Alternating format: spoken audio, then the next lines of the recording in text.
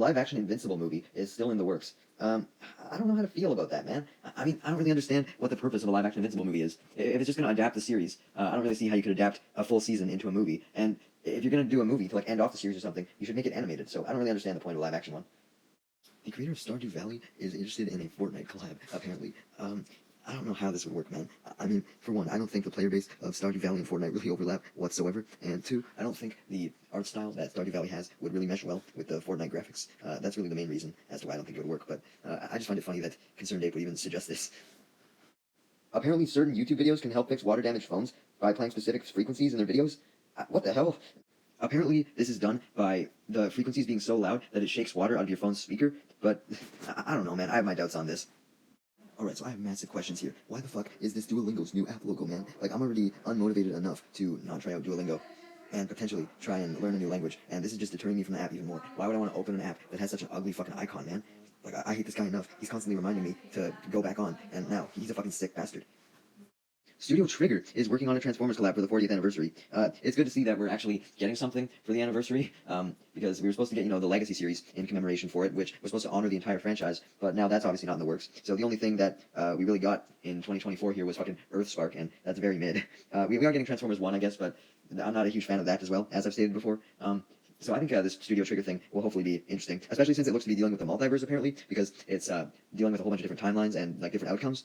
But I've also heard that Studio Trigger could just be working on, like, a promotional video for the entire franchise, and that's why there's so many different perspectives and all that shit. But I really hope this is more than just a promotional video. I don't think they would hype it up as much as they have.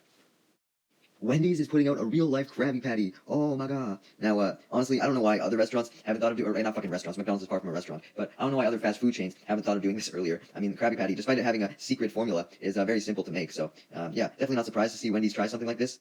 Control and Alan Wake are apparently going to be turned into film and TV adaptations. And honestly, I think that this could turn out really fucking cool. Because Alan Wake has all this very cool lore and cool effects and shit too. Like, stuff that I can just see working well on the big screen, especially for Alan Wake. Like, the game looks so cinematic, right? You could totally fucking make it a movie. Now, if it would be live action or animated, I don't know. I think live action would probably fit better, because the characters are designed in a live action style. It's like if they did a fucking Persona movie. Even though the characters are anime, I feel like doing it live action would work better than animated, unless it was animated in the style of the games, but I feel like if they were going to do an animated Persona movie, then they wouldn't do it like that. But anyways, yeah, overall, I think Alan Wake would definitely work well as a movie.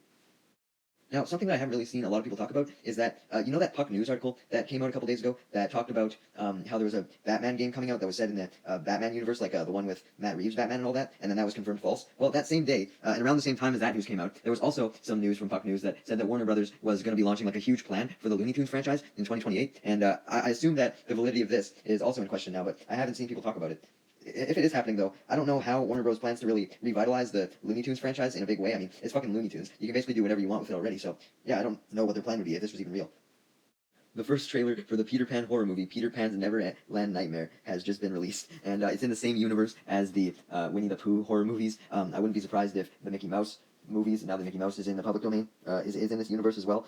I watched the trailer for it, and, like, okay, Winnie the Pooh, Blood and Honey, you can at least recognize Winnie the Pooh a little bit, but you can't even recognize Peter Pan here. Like, if I didn't read that I was watching a Peter Pan trailer, I would have no clue that this movie had anything to do with Peter Pan in any way, shape, or form. As for the plot, it follows Wendy as she embarks on a quest to find her brother Michael, who has been abducted by Peter Pan and Tinkerbell. This is definitely going to be better than any Peter Pan movie that Disney could put out, though. I'll tell you that at least.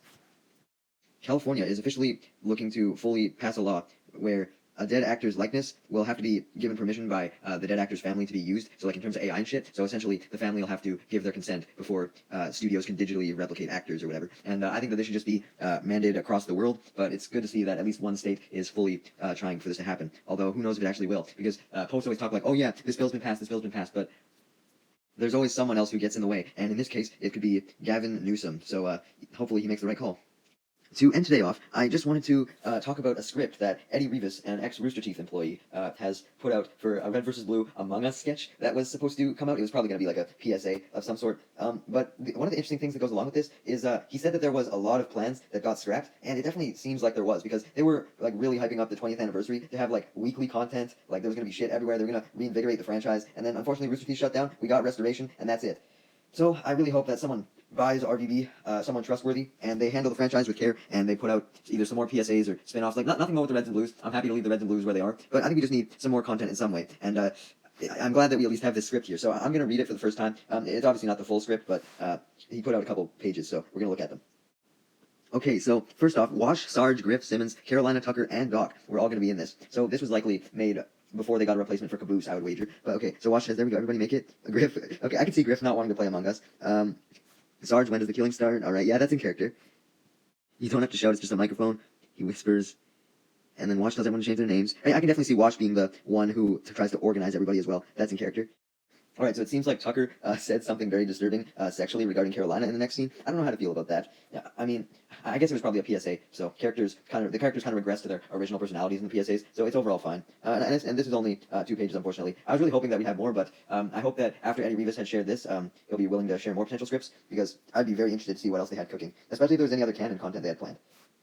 Also, just reading this script, I feel like this would have been the perfect opportunity to bring Junior back as one of the little Among Us pets. Like, they could go into Halo 3, get in his alien model, and then boom, he could just be in an Among Us lobby. Also, how are they planning to film this? I wonder, like, were they gonna, like, green screen in an Among Us lobby, or were they just gonna use a Halo map and, like, try and create the Among Us lobby in Forge? Man, now I really want to see this shit.